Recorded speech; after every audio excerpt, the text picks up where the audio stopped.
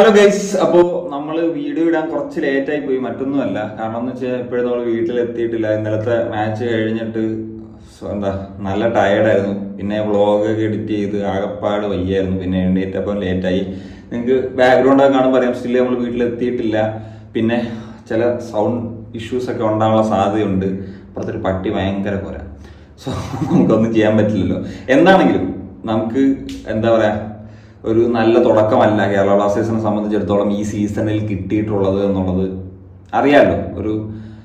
ഒരു പ്രശ്നം ആണ്. പഞ്ചാബ് എഫ്സിക്കെതിരെ 2-1 എന്ന് പറയുന്ന ഒരു സ്കോറിലാണ് നമ്മൾ തോറ്റാണ് തുടങ്ങിയിരിക്കുന്നത്. സാധാരണ എനിക്ക് തോന്നുന്നു നമ്മൾ മുമ്പ് മോശം സ്റ്റാർട്ടൊക്കെ ഉണ്ടായിരുന്നു. പക്ഷെ കൊച്ചിയിൽ നമ്മൾ ആദ്യത്തെ മാച്ച് കളിക്കുമ്പോഴത്തേക്കും ഇത്രയും ഒരു തോൽവിയിൽ ഒക്കെ തുടങ്ങിയിട്ടുണ്ടോ എന്ന് ഡൗട്ടാണ്. ഡ്രോസ് ഒക്കെ വെച്ച് തുടങ്ങിയിട്ടുണ്ട്. നമ്മൾ വെരി ഫസ്റ്റ് മാച്ച് കളിക്കുന്നതാണ്. ഒരു എവേ പോയിട്ട് പിന്നെ ഹോമിൽ വന്നിട്ട് അങ്ങനെയൊക്കെ തോറ്റിട്ടുണ്ട്. ഞാൻ പറഞ്ഞതാണ്. സോ നോട്ട് ജസ്റ്റ് എന്താ പറയുക, ഒരു സ്കോർ ലൈൻ്റെ ബേസിൽ ഞാൻ മാത്രം പറഞ്ഞതല്ല. അതല്ലാണ്ട് നോക്കിക്കഴിഞ്ഞാലും ഇതൊരു ഡിസപ്പോയിന്റിങ് ആയിട്ടുള്ളൊരു മാച്ച് തന്നെയാണ്. Especially first half is so frustrating എന്നുള്ളത് തന്നെയാണ് പറയേണ്ടത്. ഇത് പറഞ്ഞാൽ നോവ അദ്ദേഹത്തിന്റെ ഒരു മാക്സിമം ട്രൈ ചെയ്തു. പക്ഷെ ആ ഒരു ഫൈനൽ ഔട്ട്പുട്ടിലേക്ക് എത്താൻ പറ്റിയില്ല. അതിന്റെ ഒരു റീസൺ എന്ന് പറഞ്ഞു കഴിഞ്ഞാൽ, ഞാൻ പ്രിവ്യൂല് തന്നെ പറഞ്ഞ കാര്യമാണ്, പഞ്ചാബ് ഒരു 4-3-3 കളിച്ച് 3 ഡിഫൻസീവ് എബിലിറ്റി ഉള്ള മിഡ്ഫീൽഡേഴ്സ്. അതുപോലെ തന്നെയാണ് ഈ മാച്ചിൽ അവർ കളിച്ചത്. ലൈക്ക് ഡുറൻ കപ്പിൽ കളിച്ച പോലെ. എന്നിട്ട് കംപ്ലീറ്റ്ലി ഡിഫൻസീവ് കോമ്പാക്റ്റ് ഒക്കെ ആയിട്ട് കളിക്കുക. ഒരു ഓപ്പർച്യൂണിറ്റി കിട്ടുമ്പോൾ അവർക്ക് അടിക്കുക എന്നുള്ള രീതി തന്നെയാണ്.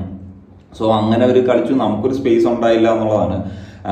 പിന്നെ നമ്മുടെ മിഡ്ഫീൽഡും ഷോകമായിരുന്നു. അതുകൊണ്ട് തന്നെ നമുക്ക് ആ ഒരു ചാൻസസ് ക്രിയേറ്റ് ചെയ്യുന്ന രീതിയിലോട്ടും വരാൻ പറ്റില്ല. ഇപ്പം ഒരു 4-3-3 ഫിലിപ്പ്, അതുപോലെ നിഖിൽ പ്രഭു ആൻഡ് വിനീത് റായ് എന്നിട്ടാണ് കളിച്ചത്. അപ്പം ഫിലിപ്പ് കുറച്ചും കൂടി ഒരു അറ്റാക്കിംഗ് ചുമതല, അല്ലെങ്കിൽ അറ്റാക്കിംഗ് ചുമതല എന്ന് പറയാൻ പറ്റില്ല, അദ്ദേഹത്തിന് കുറച്ചും കൂടി ഒരു ഫ്രീ ആയിട്ടുള്ള ഡ്യൂട്ടി ഉണ്ട്. എൻഡ് ഓഫ് ദി ഡേ അദ്ദേഹവും ഒരു ഡിഫൻസീവ് മിഡ്ഫീൽഡ് ആയിട്ടുള്ള പ്ലെയർ ആണെന്നുള്ളതാണ്. പിന്നെ എന്നിട്ട് അവരുടെ വിങ്ങേഴ്സ് ഒക്കെ വഴിയാണ് അവരുടെ ഒരു അറ്റാക്കിംഗ് പ്ലാൻസ് ഒക്കെ ചെയ്തത്. നിഹാലൊക്കെ ആ തരത്തിൽ അവർ ഔട്ട്പുട്ടിലേക്ക് എത്തിയില്ലെങ്കിലും അദ്ദേഹം മികച്ച രീതിയിലുള്ള ഒരു പെർഫോമൻസ് ഈ മാച്ചിൽ നടത്തി എന്നുള്ളതാണ്. നമ്മുടെ ഇന്ന് ലോണിൽ പോയിട്ടുള്ള ഒരു പ്ലെയർ ആണ്. പക്ഷെ നമ്മുടെ ഒരു കാര്യം എടുത്തു കഴിഞ്ഞാൽ ഇപ്പം ഒരു ഫൈനൽ ഔട്ട്പുട്ട് വിങ്ങേഴ്സിന്റെ ഒരു സൈഡിൽ നിന്നാണെങ്കിലും വന്നില്ല. ഇപ്പൊ രാഹുൽ ഡീസെന്റ് ആയിട്ട് കളിച്ചു. പക്ഷെ പറഞ്ഞല്ലോ, ഫൈനൽ ഔട്ട്പുട്ടിന്റെ ഒരു കാര്യം വരുമ്പോഴത്തേക്കും ഉറപ്പായിട്ടും പ്രശ്നങ്ങൾ നേരിടേണ്ടി വന്നിരുന്നു എന്നുള്ളതാണ്. പിന്നെ ഫസ്റ്റ് ഹാഫിൽ പെപ്രയും അതുപോലെ ഐമാനും ചിത്രത്തിലേ ഇല്ലാത്ത പോലെ ആയിരുന്നു ഉണ്ടായിരുന്നത്. പിന്നെ അവരെ ഫസ്റ്റ് ഹാഫ് കഴിഞ്ഞപ്പോൾ തന്നെ ചേഞ്ച് ചെയ്തു. അതാണ് നമ്മൾ മിഗാൽ സാറുടെ ഒരു കാര്യം പറയുമ്പോഴത്തേക്കും ഒരു പോസിറ്റീവായിട്ട് പറയുന്നത്. അതായത് പുള്ളി അങ്ങനെ വീണ്ടും അങ്ങനെ ഒരു വർക്കായാലും ഒരു പ്ലെയർ തോന്നി കഴിഞ്ഞാൽ ഇൻസ്റ്റന്റ് ആയിട്ട് അദ്ദേഹം ഒരു ചേഞ്ചസ് വരുത്തുന്നുണ്ട്. സോ സെക്കൻഡ് ഹാഫിൽ അങ്ങനെ വരുമ്പോഴത്തേക്കും ഫോർമേഷനിൽ ഒരു ചേഞ്ച് വന്നു. ഒരു 4-3-3 പോലെ ആയി. വിപിൻ വന്നു, ഹെസൂസ് വന്നു. സോ ആ ഒരു സമയത്ത് എനിക്ക് ആദ്യം വിപിൻ ഒരു സെക്കൻഡ് സ്ട്രൈക്കറൊക്കെ പോലെയാണ് തോന്നിയത്. പുള്ളി അത്രയും അറ്റാക്ക് ചെയ്ത് ഫ്രണ്ട് ലൈൻ പ്രസ് ചെയ്യുന്ന രീതിയിൽ. പിന്നെ ഇപ്പൊ അങ്ങനെ ഒരു 4-3-3 ചേഞ്ച് ചെയ്യുന്നൊരു സാഹചര്യത്തിലേക്ക് വന്ന് നമ്മുടെ ഗെയിം പ്ലേയിലൊക്കെ മൊത്തത്തിൽ ചേഞ്ച് വന്നെങ്കിലും നമ്മുടെ മിഡ്ഫീൽഡ് പാർട്ടിയിൽ നിന്ന് പറഞ്ഞ പോലെ ആ ഒരു ക്രിയേറ്റീവ് സൈഡ് നോക്കിക്കഴിഞ്ഞാൽ നമുക്ക് ഒന്നും ചെയ്യാൻ കഴിയുന്നുണ്ടായിരുന്നില്ല എന്നുള്ളതാണ്. ഇപ്പൊ കൊയ്ഫൊക്കെ മിഡ്ഫീൽഡിൽ വന്നു. പോസിറ്റീവ്സ് ഉണ്ട്, അദ്ദേഹം നല്ല ചില പാസസ് ഒക്കെ ചെയ്തു. പക്ഷെ പറഞ്ഞ പോലെ മിസ്റ്റേക്സും ഇത് പറഞ്ഞ പോലെ ഒരുപാട് മിസ് പാസസ് ഉണ്ടായിരുന്നു. പിന്നെ വിപിനാണ് സത്യം പറഞ്ഞാൽ മിഡ്ഫീൽഡിൽ വന്നതിന് ശേഷം ഒരു ചെറിയൊരു ഉണർവ് ഉണ്ടായിട്ടുള്ളത്. അദ്ദേഹം ആ ഒരു ഇമ്പാക്ട് ഉണ്ടാക്കുന്ന ഒരു പ്ലെയർ ആണ്. ഈ മാച്ച് ഇപ്പം അദ്ദേഹം പ്രീ സീസണിന്റെ ഒക്കെ ഭാഗമായിട്ടില്ലാത്തതുകൊണ്ടായിരിക്കും ചിലപ്പം വെരി ഫസ്റ്റ് ഗെയിം ചിലപ്പോൾ കളിപ്പിക്കായിരുന്നു. അടുത്ത മാച്ചിലേക്കൊക്കെ വരുമ്പോഴത്തേക്ക് പറഞ്ഞാൽ നമുക്ക് വിപിനെയും ലൂണയൊക്കെ അവൈലബിൾ ആയിട്ട് മിഡ്ഫീൽഡ് വരുമ്പോഴത്തേക്കും ചിലപ്പോൾ ഒരു ചേഞ്ചസിനൊക്കെയുള്ള ഉറപ്പായിട്ട് ഒരു സാധ്യത കാണുന്നുണ്ട്. എങ്കിലും അപ്പം നമുക്ക് കൊയ്ഫിനെ യൂസ് ചെയ്യാൻ പറ്റില്ല. അപ്പം നമ്മുടെ ഡിഫൻസീവ് മിഡ്ഫീൽഡിൽ വീണ്ടും പ്രശ്നങ്ങൾ നേരിടേണ്ടി വരും എന്നുള്ള ഒരു കാര്യം അവിടെ ഇപ്പോഴും ഒരു പ്രോബ്ലമാണ്. അതിന് നമ്മൾ എങ്ങനെ ഒരു സൊല്യൂഷൻ കാണുന്നു എന്നുള്ളത് പിന്നെ നമ്മുടെ വിങ് ബാക്സിന്റെ കാര്യത്തിലേക്ക് വരുമ്പോഴത്തേക്കും സന്ദീപ് ഈ പറഞ്ഞ പോലെ അദ്ദേഹം അറിയാലോ, അദ്ദേഹം നമ്മുടെ ഒരു ഭാഷയെ പറഞ്ഞ ഹൃദയം കൊണ്ട് കളിക്കുന്ന ഒരു കമ്മിറ്റ്മെന്റ് കളിക്കുന്ന പ്ലെയർ ആണ്. പക്ഷെ അദ്ദേഹത്തിന്റെ ഭാഗത്തുനിന്നുണ്ടായ ഒരു കാര്യം എന്ന് വെച്ച് കഴിഞ്ഞാൽ ക്രോസസ് ഇതിലേക്ക് വരുമ്പോഴത്തേക്കും എപ്പോഴും അത് എഫക്റ്റീവായിട്ട് വരാറില്ല. കൂടുതൽ ക്രോസസും ഫെയിലിയർ ആകാനുള്ള സാധ്യത ആണുള്ളത്. അത് തന്നെ ഈ മാച്ചിൽ കണ്ടു. സഹീഫിന്റെ കാര്യത്തിലേക്ക് വന്നു കഴിഞ്ഞാൽ അദ്ദേഹം നവോച്ചയും ഐബാനും ഇരിക്കുന്ന സ്ഥാനത്താണ് അദ്ദേഹത്തിന് ഫസ്റ്റ് ലെവലിൽ ഒരു ഓപ്പർച്യൂണിറ്റി കിട്ടിയത്. അത് അത്രമേൽ ഉപയോഗിച്ചിട്ടുണ്ടോ എന്ന് ചോദിച്ചു കഴിഞ്ഞാൽ നോ എന്നുള്ളത് തന്നെയാണ്.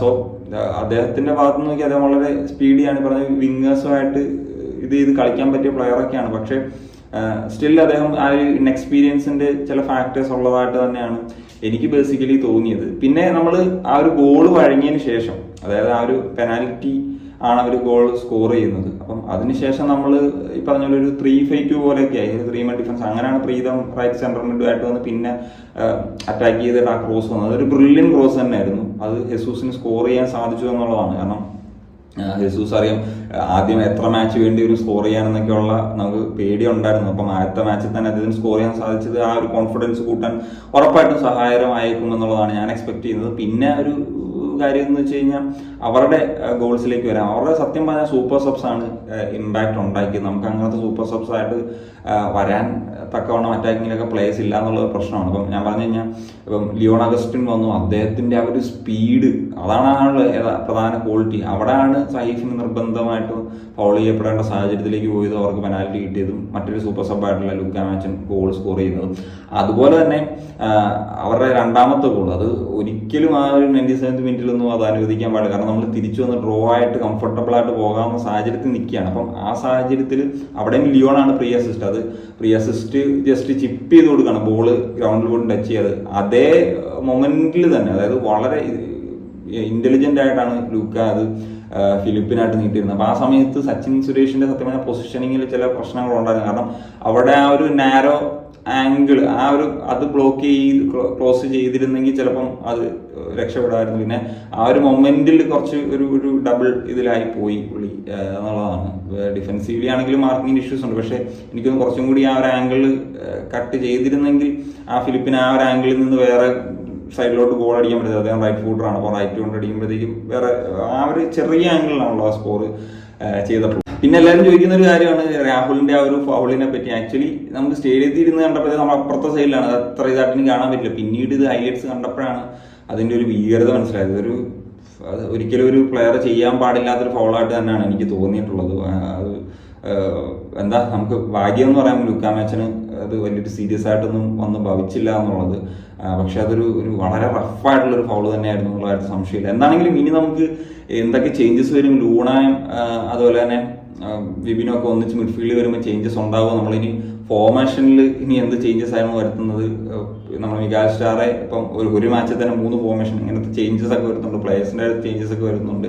ഇതിൽ അദ്ദേഹം ഇങ്ങനൊരു പാറ്റേൺ തന്നെ ആയിരിക്കും മുന്നോട്ട് പോകുക, അതിൽ ഏതെങ്കിലും ഒരെണ്ണത്തിൽ അദ്ദേഹം ഇനി സ്റ്റിക്ക് ഓൺ ചെയ്യുക, അദ്ദേഹത്തിന് സക്സസ് ആയിട്ട് തോന്നുന്നതെന്നൊക്കെ നിങ്ങൾ എന്താണ് എക്സ്പെക്ട് ചെയ്യുന്നത് എന്നുള്ളത് തീർച്ചയായിട്ടും ഒന്ന് കമന്റ് എഴുതുക. എന്താണെങ്കിലും കുറച്ച് ഡിസപ്പോയിന്റിംഗ് ആയിട്ടുള്ള മാച്ചാണ് എന്നുള്ള കാര്യത്തിൽ നോ ഡൗട്ട്, സംശയമൊന്നുമില്ല.